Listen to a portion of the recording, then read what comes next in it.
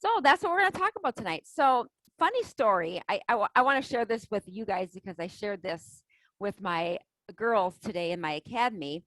As I was doing my work, I prepare for these classes, of course. I mean, most of them I can just do off the top of my head, but I like to prepare little PowerPoint presentations and things like that. And when I was preparing for this class tonight on loose skin, it brought back a lot of memories for me. Like it brought back memories because here's why. Back many years ago, I used to compete. Now, those of you who don't know what that means, I used to get on, have you ever watched on television when, women and men, they get on stage and they do these poses and things like that? Yeah, I used to compete in bodybuilding. I know. Little petite little me in bodybuilding. Yes, I did. I competed in bodybuilding and in figure competitions many, many years ago.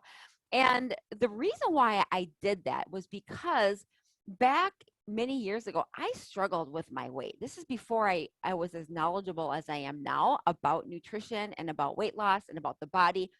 And I was very frustrated with my weight.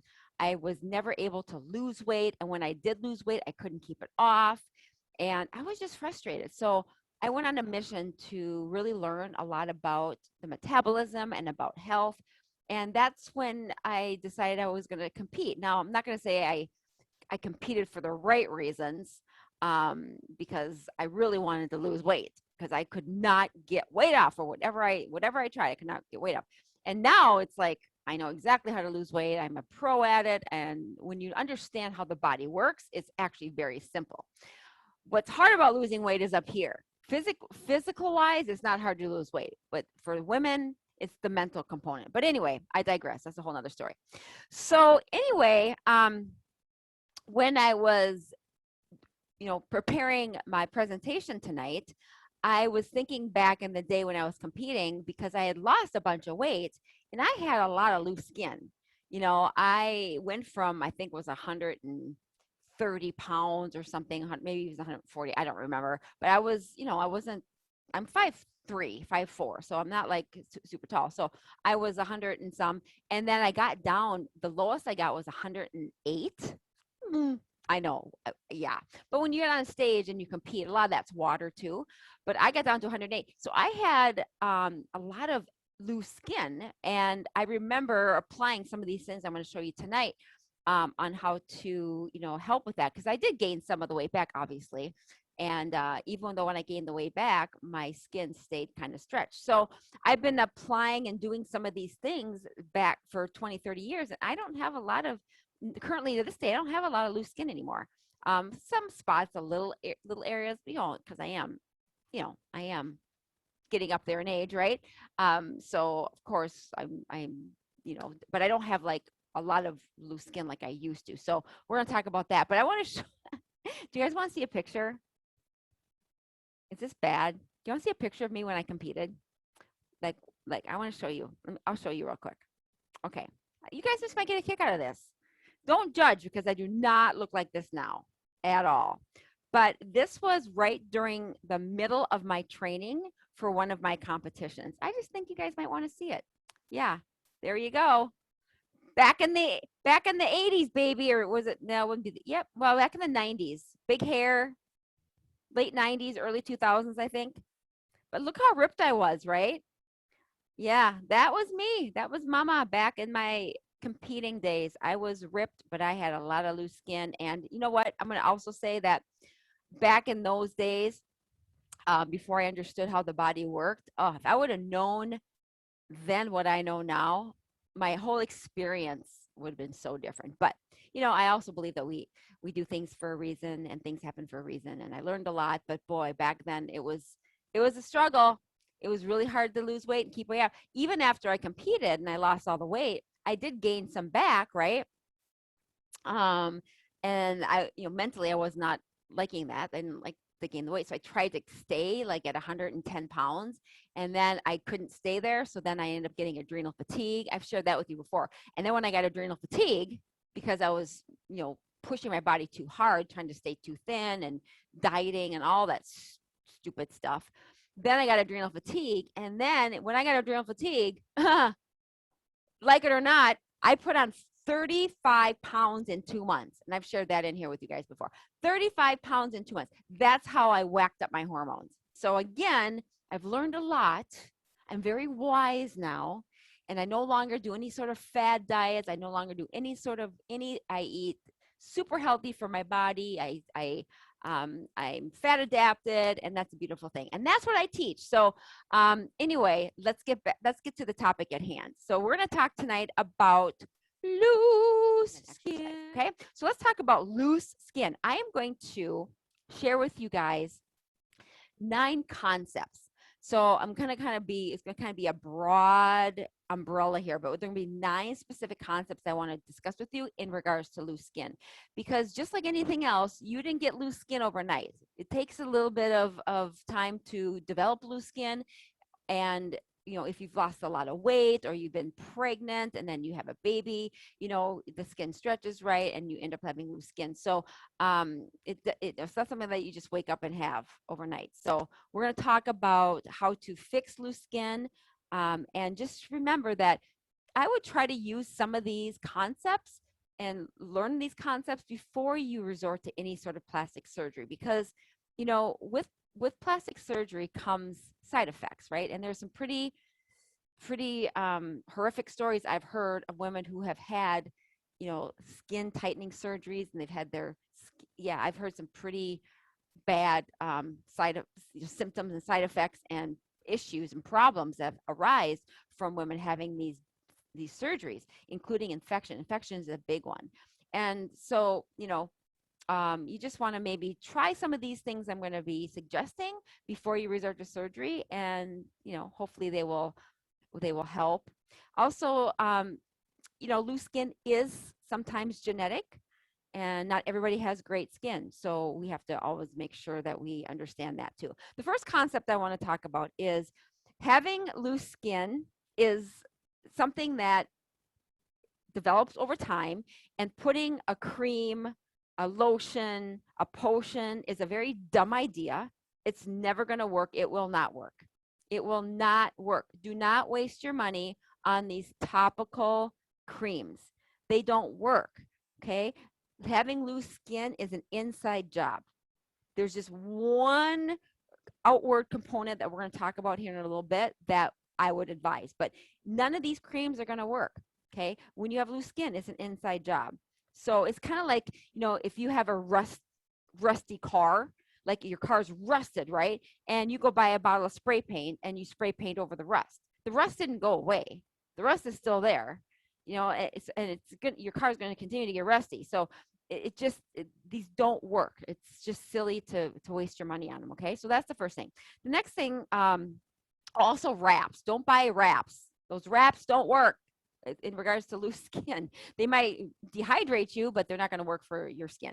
Concept number 2 is you are made, your skin is made of what you eat. So whatever you've eaten in the last 3 to 4 months, that is what you will replace your skin cells with, and that's going to help with the looseness. So you want to make sure that your diet really, if you have loose skin and you're really concentrating and wanting to focus on tightening it up, you want to eat organic, high quality foods, non-GMO and grass-fed. Okay, you want to make sure that what you put in is very high quality, because again, what you eat is what your skin is going to portray. Your skin rejuvenates every 3 to 4 months. Your entire body cells rejuvenate in 7 years. So basically, you could have a whole new body in 7 years. So what you do in the next 7 years, if you started today and you ate super well and you worked on getting off medications, within 7 years, you'd have a brand new body. Same with your skin, 3 to 4 months. So if you decide today you wanted to really fix your skin, start today, give it 3 to 4 months, and eat really healthy, organic, apply some of these things I'm teaching you, and you could probably get some really good results in that amount of time, okay? So it is true that you are what you eat. Your skin is your biggest organ, okay? So if you want to feel better and you want to have more collagen in your skin and more elasticity in your skin, you've got to make sure that you eat better, okay? The next thing I want to talk about is a term called autophagy, okay? Autophagy is the body's way of cleaning out damaged cells in order to regenerate newer, healthier cells. Auto means self, phagy means eat. Okay, so basically what this is meaning is that your body is actually regenerating and recycling all these old damaged cells. Okay, so you want to think of loose skin kind of like damaged cells. Okay, because what's going to happen is your skin will auto digest and and recycle that loose skin through autophagy. Okay, so we want to make sure that we get autophagy on a tissue level. And how you do that, right, is by intermittent fasting and by doing some of the things I'm going to be talking about here in a little bit. But it's the body's way of recycling and sloughing off old cells. Okay, so it's also critical in collagen formation.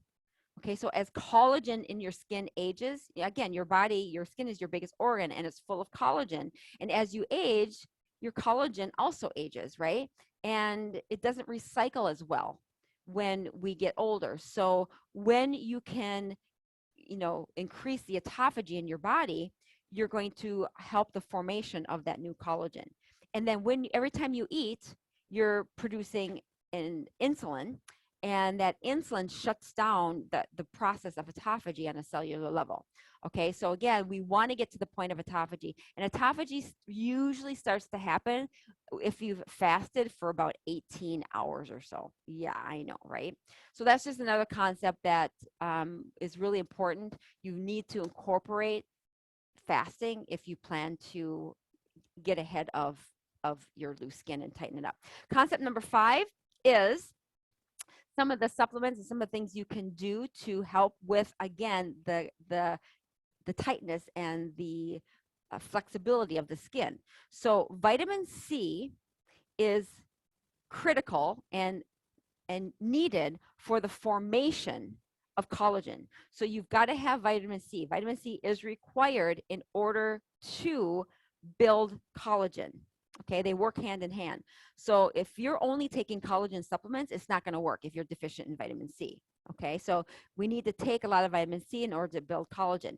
Okay, collagen is also supported by ellagic acid, which is basically, you get that in berries. And what ellagic acid does is it stops the burning of collagen. So, your body's always building collagen and it's burning collagen. Okay, so you want to get to the point where your body is building it and not burning it.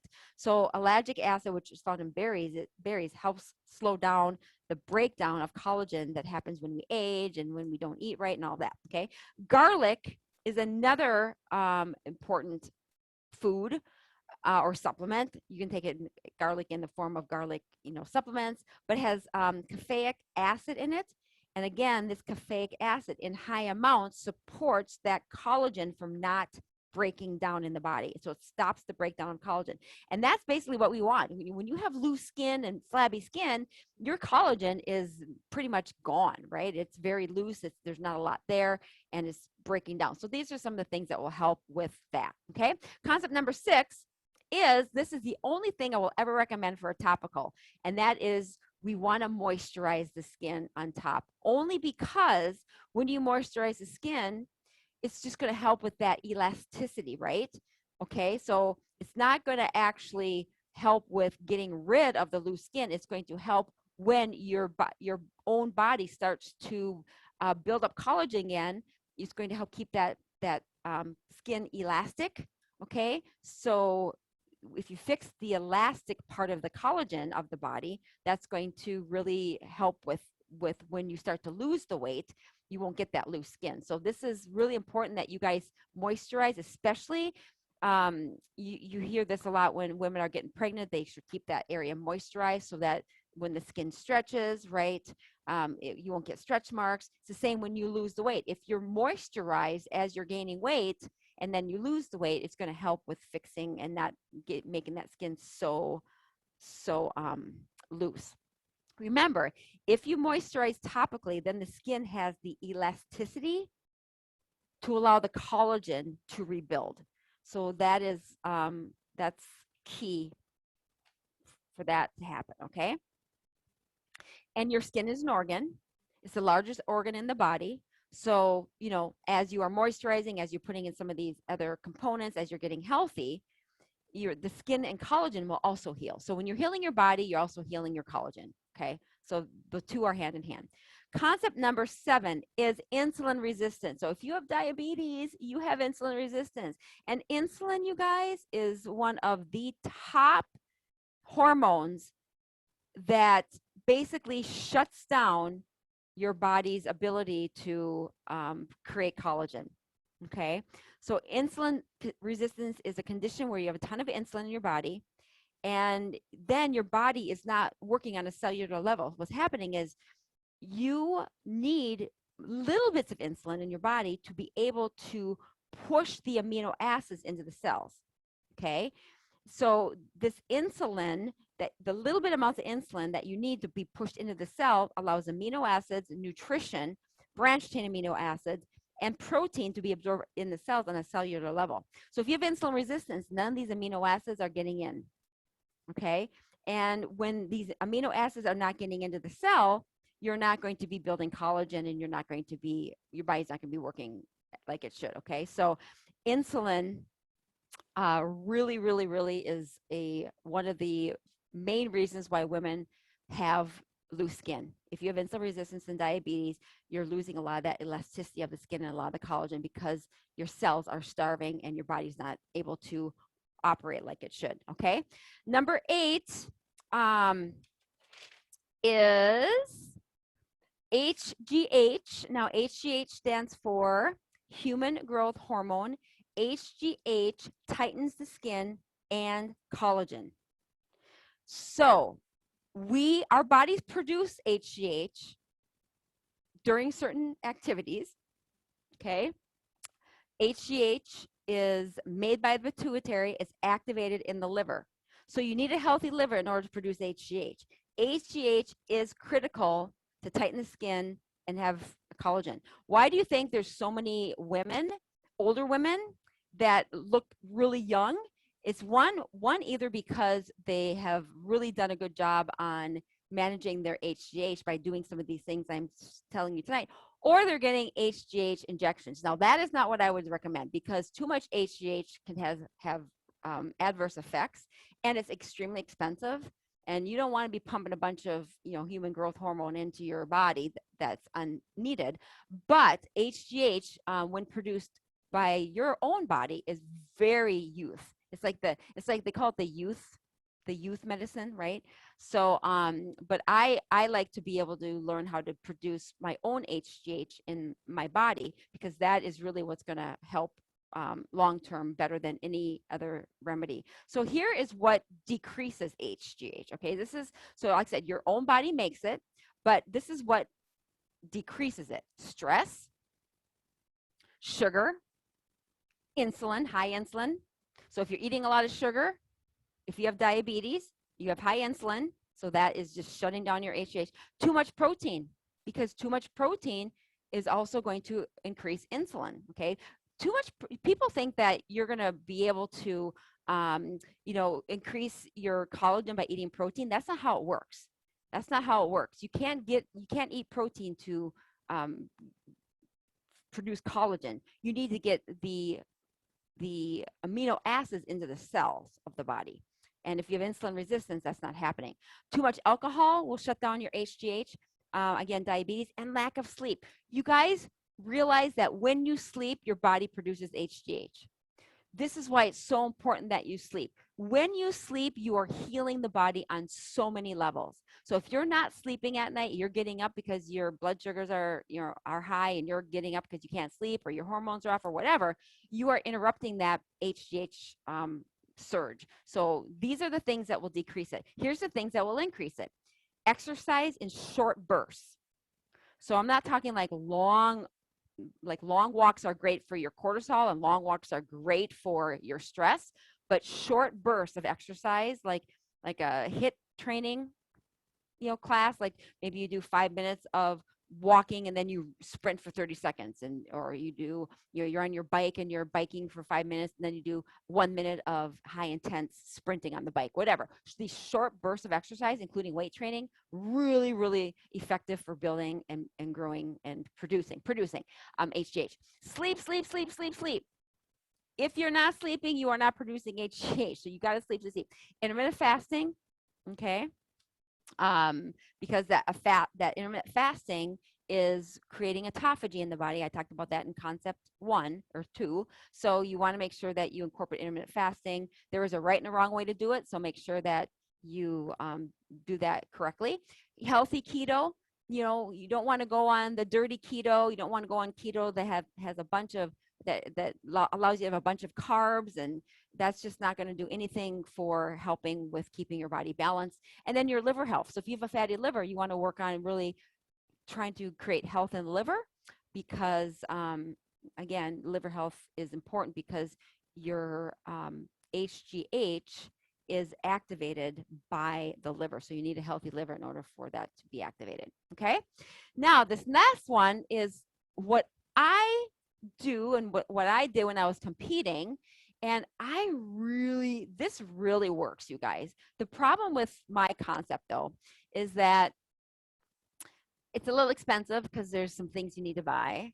And I swear by this, because I still do these things. And I think that's why my skin is not loose, because I still do these things. I have been doing these things for many, many, many years. So if you decide to do any of these things, I don't think it's an overnight quick fix. I think you have to kind of start to do some of these things long term, and they also feel good. And so there you go. But this is what I do. In addition to everything else I've shared, I do everything that I've shared, but this is an additional thing that I do, and that is I sit in an infrared sauna, I sweat, I foam roll, and I airbrush. I dry brush, dry brush. Okay. When you sit in an infrared, now infrared sauna is very different than heat sauna, than cold sauna. Infrared sauna is infrared. So what it does is the sauna heat is infrared. So it penetrates into the skin. It penetrates into the skin. It goes into the skin. It's not a surface heat. So when you go to your local gym and you see the saunas that have the coals where you put your water on them and they steam and all that, that's surface heat. Okay. That's not doing anything to get into your skin through on a cellular level. Okay. So the reason why I strongly believe this works really well for loose skin is because it's preventing the tear down of collagen, and it's allowing sweat. So when you sweat, it's allowing that sweat to go in and out of the skin, which is just producing moisture, and it's keeping that skin very elastic.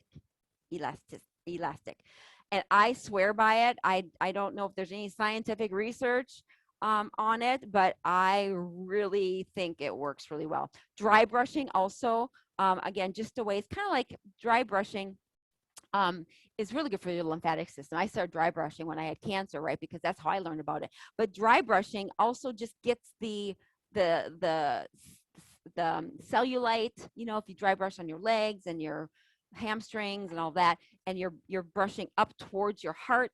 That's how you dry brush to get that lymphatic system going. It's just very good for the skin. It gives your skin like a tingling feeling, and it's just all a part of it, and it works really well. Foam rolling for cellulite, it's no joke. Foam rolling for cellulite works amazing, and for loose skin, it works amazing. Okay. But remember, when you have loose skin, it is an inside job. So these are more for the outside. And I think they work really well when you combine these with the other things, with the increasing your vitamin C and fixing your liver, and intermittent fasting and producing HGH, and by exercise and doing all these other things, right?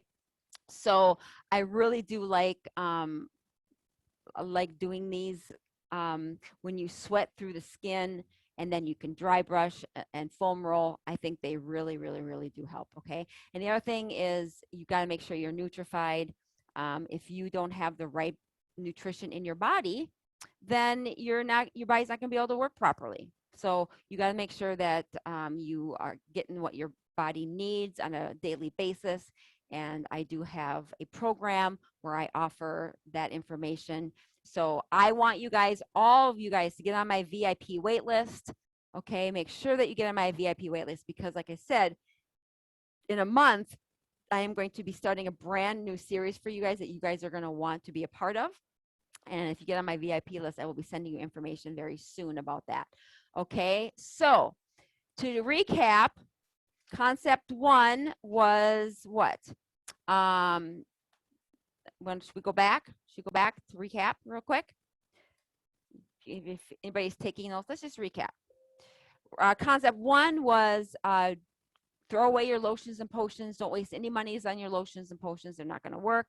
Number 2, the skin is made of what you eat, right? So make sure that you're eating organic and grass-fed, non-GMO, really high-quality foods. Concept 3 is your skin rejuvenates every 3 to 4 months. So we want to make sure that we're, again, eating really, really, really well and putting only high quality food in. Concept 4, autophagy. We want to make sure we incorporate intermittent fasting so that that autophagy can help recycle that old, dead, loose skin.